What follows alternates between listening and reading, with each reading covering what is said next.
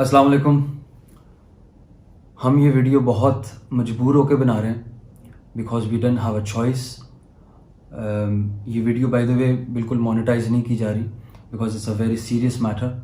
और जैसा कि टाइटल भी लिखा है कि मेरी वाइफ लिटरली मरते मरते बची। हॉस्पिटल जो कि बहरिया टाउन लाहौर में है, उधर मैंने सब देखा, मुझे ठीक लगा। हॉस्पिटल वालों ने भी मुझे अश्योर किया कि एवरीथिंग विल बी फाइन। और फिर मैंने इनको पाकिस्तान लेके आया। At that time she was कितने month? About 6 months. Six months, हाँ 6 मंथ्स प्रेग्नेंट थी जब ये पाकिस्तान आई। और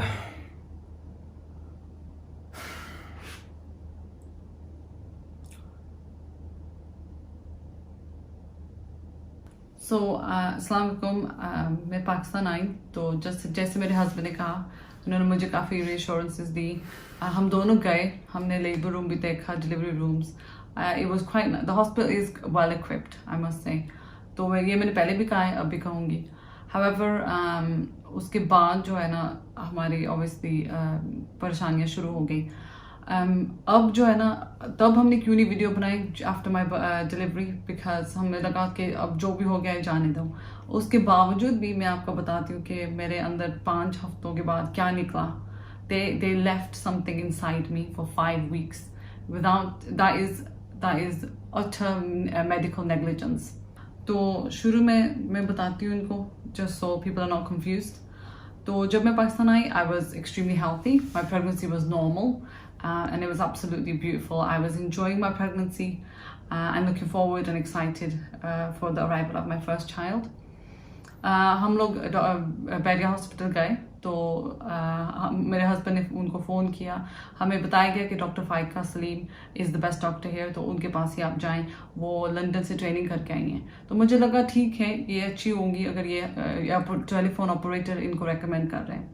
हम वहाँ गए। My initial appointment with doctor Faika went well, so that was all okay. मेरे पहली अपॉइंटमेंट थी वो बिल्कुल ठीक थी बिकॉज ऑब्वियसली उन्होंने आई डोंट नो उसने अपना क्लाइंट कंफर्टेबल करना चाह रही थी। She wanted me to agree to seeing her। तो क्लाइंट को फंसाना चाह रही थी basically, that's what it is। तो मेरे हस्बैंड मेरे साथ होते हैं, शुक्र अल्हम्दुलिल्लाह, ये मेरी हर अपॉइंटमेंट में थे, so he's witness to all of this। उन्होंने शुरू से यही माइंडसेट मेरी वाइफ का बनाया कि नहीं सी सेक्शन होगा, सी सेक्शन। और ऑब्वियसली कुछ औरतें वल्नरेबल होती हैं जिनका पहला टाइम होता है प्रेगनेंसी का, तो वो जिस तरह डॉक्टर कहती हैं वो इस तरह मान जाती हैं। लेकिन मेरी वाइफ ने काफ़ी रिसर्च की है, वो अपने मिडवाइफ से भी कांटेक्ट में थी यूके में, तो उससे काफ़ी हमें गाइडेंस मिली। हाँ, और हमारी ख्वाहिश भी ये थी कि सब नॉर्मल जा रहा है तो नॉर्मल ही डिलीवरी हो। तो I told her that was fine. However, after that, each appointment and I had several appointments with her. At every appointment, and as my pregnancy progressed, she started to get more and more rude and more aggressive। She started talking over me। She wouldn't want to discuss anything। She wouldn't answer any questions, any concerns। जब भी मैंने aggressive थी, कोई भी सवाल पूछती थी ये तो like very rude। Why doctor मैं हूँ कि आप हैं, like इस तरह की चीज़ें ना। तो I thought अगर मैंने इनको ही मिलना है, obviously there's a hierarchy in this hospital, so that's fine, we just want the birth to be over with, and हमने that's fine, we'll go ahead with this। And I hope that she would listen to me। मुझे नहीं लगता था कि she will force this option on me। However, all of a sudden, very bizarrely, at 9 months pregnant, वो एक दिन एक appointment में मुझे कहती है कि go and do these several tests। काफ़ी टेस्ट मुझसे उन्होंने पूछा कि करने को, और फुल स्कैन भी करें। ये बात मुझे अजीब लगी, because when you're full 9 months and there's no issues, why am I having unnecessary urine test, hepatitis test वगैरह वगैरह। She's very argumentative, so I didn't want to argue with her। I did the test। मैंने कहा कि जो वो कह रही है टेस्ट जो भी बस हम करा लेते हैं। हालांकि ये मैंने अपनी मिडवाइफ से पूछा था यूके में, और उन्होंने भी कहा कि this is unnecessary, but I still did the tests, वो भी बैरिया में। तो मेरी लास्ट अपॉइंटमेंट जो थी उनके साथ, डॉक्टर फाइका के साथ, I went there with the results। मैंने उनको सारे रिजल्ट दिखाए, स्कैन पूरा नॉर्मल था, और मैं वहाँ गई, मैंने कहा doctor Faika, look at the results, they are all normal, so now can we discuss my normal natural delivery. Obviously मुझे पता है कि ये बंदे की ख्वाहिश होती है, हमेशा ऐसा नहीं होगा, it's not guaranteed, but that is what I wanted. And so far if things, इंसान कोशिश तो कर सकता है ना। कुछ औरतें तो हॉस्पिटल तक नहीं जाती हैं, वो घर में अपने बच्चे पैदा कर लेती हैं। वो भी तो हैं, करती हैं।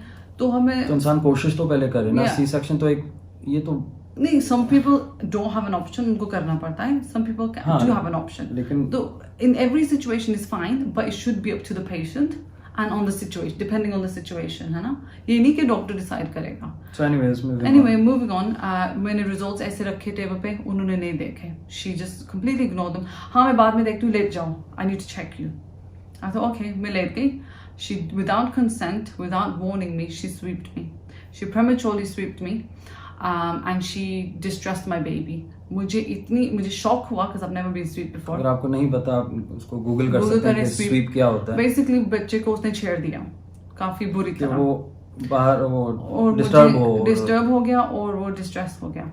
मुझे इतनी शदीद पेन, एक्सट्रीम पेन शुरू हो गई और ब्लीडिंग शुरू हो गई और मुझे पता था उसी वक्त I was in complete state of shock कि कुछ गड़बड़ हो गया है.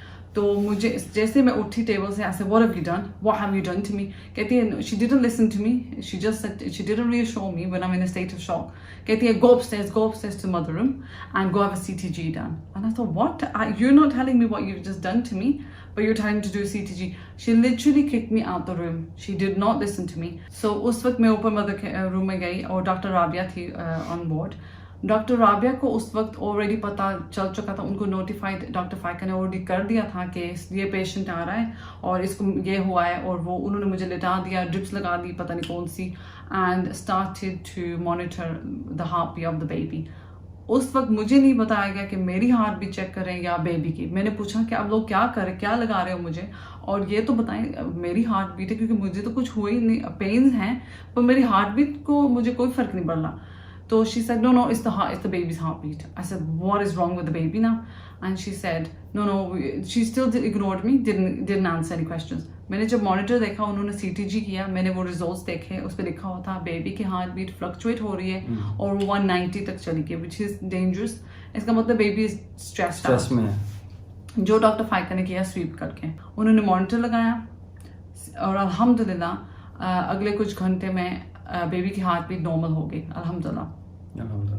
फिर उनको पता था कि अब ये नॉर्मल हो गई है, तो फिर बात हो रही थी सी सेक्शन की या फिर इंड्यूसिंग. और मुझे ना बार बार ये पर्सुएड करना चाहे थे, देखो समय ये पेनफुल हो रहा है तो मैं ये लंबा होगा, 2 दिन होगा, 3 दिन होगा, तुम सह नहीं पाओगी, सी सेक्शन करवा लो, 15 मिनट में जान छूट जाएगी. तो मुझे कानों में आवाज आ रही थी, मैं बोल नहीं सकती थी, मैं इतना हिल नहीं सकती, पर मुझे कानों में ये आवाज आ रही थी. पता नहीं कितनी क्या बोतलें लगाई मुझे, पर मुझे आवाज आ रही थी, ये डिस्कस कर रही थी कि they were basically saying that I'm stubborn and I'm being a difficult patient, कि मैं उनकी बात नहीं मान रही, मैं सी सेक्शन नहीं करवा रही एंड इसको अब थिएटर ले जाओ.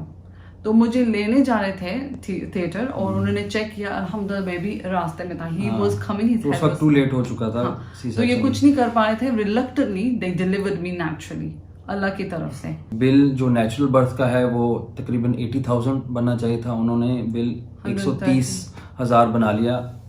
I don't know how कि क्या उन्होंने, बहरहाल we just ignored because उस वक्त मैं बस उधर से निकलना चाह रहा था. बहरहाल we were glad to be home and alive. और उसके बाद 5 हफ्ते गुजर गए और मैं ठीक नहीं हो रही, मेरी वाइफ की तबीयत ठीक नहीं हो रही. She is like still in pen. तो क्योंकि ये तो स्पेशली आफ्टर नेचुरल बर्थ आप तो 1 हफ्ते में या मैक्सिमम 2 हफ्ते में रिकवर हो जाते हैं बिल्कुल. तो ये 5 हफ्ते गुजर गए, रिकवर नहीं हो रही, बिल्कुल इन पेन में है. और इसने भी मुझे बहुत लेट बताया कि मैं अभी, और फीवर भी है और बार बार on and off fever, cramps हो रहे हैं अजीब. तो हम चले गए वापस हॉस्पिटल चेकअप कराने. अल्लाह का शुक्र है इस दफ़ा जो हमें जिस डॉक्टर ने देखा उस वक्त वो उधर की एक और सीनियर डॉक्टर है जिसका डॉक्टर यास्मीन, बिल्कुल इल्म नहीं था, बहुत अच्छी हैं अल्हम्दुलिल्लाह. She is such a lovely doctor. तो उन्होंने इसको लटाया और जब चेक किया she shrieked. तो वो बिल्कुल ना ऐसे एकदम बैठ गई कि उसको चक्कर आ गए.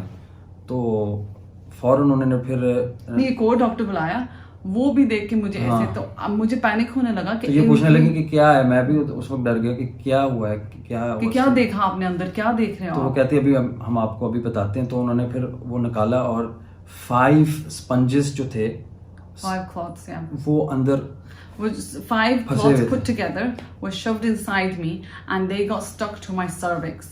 जब उन्होंने खींचा ना ये बच्चेदानी से, वो चिमड़ा हुआ था और मेरी चीखें निकल आई वो It was चिमट so के भी इतना painful. सा श्रिंक होके भी इतना सा फिर भी था हाँ. लिटरली वो Which हमने पिक्चर निकाले उसके, we have photos of this, it's horrific. And मेरे तो मैं तो रोंगटे खड़े हो गए थे।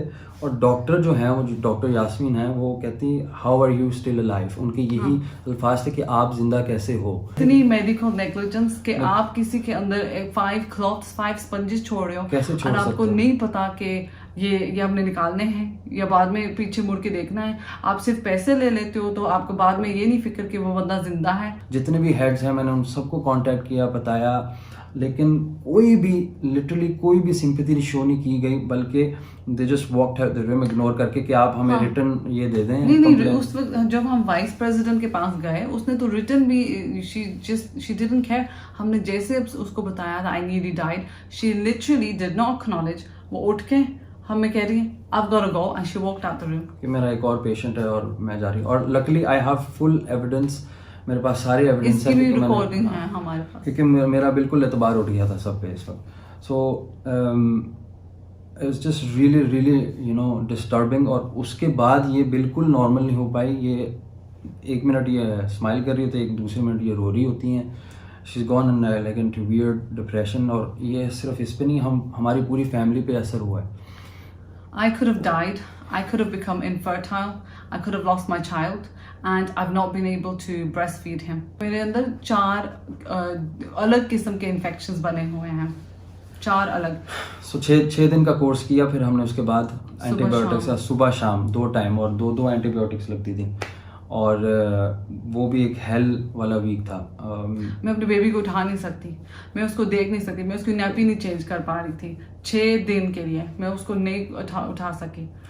तो I am neglecting my child because I have gone through medical negligence. लेकिन हमें किसी से भी कोई सिंपैथी, कोई बंदा यही कहता कि we really sorry to hear this, या कुछ भी नहीं, लिटरली कुछ भी नहीं। और ये बहुत दुख होता है और इसलिए मैं कह रहा हूँ कि ये बहुत मजबूर होकर हमने ये वीडियो बनाई है, क्योंकि आप लोगों को अवेयरनेस करें, क्योंकि ये बहुत इंपॉर्टेंट इशू है। बहुत सारे ऐसे केसेस मैंने सुने हैं कि ऐसे होता है। नहीं, बाद में हमें पता चला कि डॉक्टर फाइका के अगेंस्ट कितने अदर पेशेंट्स भी हैं, अदर केसेस भी हैं जिनको हमारी तरह ऐसे ट्रॉमा से गुजरना पड़ा। We not the only isolated case unfortunately. मैं तो जिंदा बच गई, शुक्र अल्हम्दुलिल्लाह अल्लाह ताला की तरफ से, मेरा बेबी भी बच गया।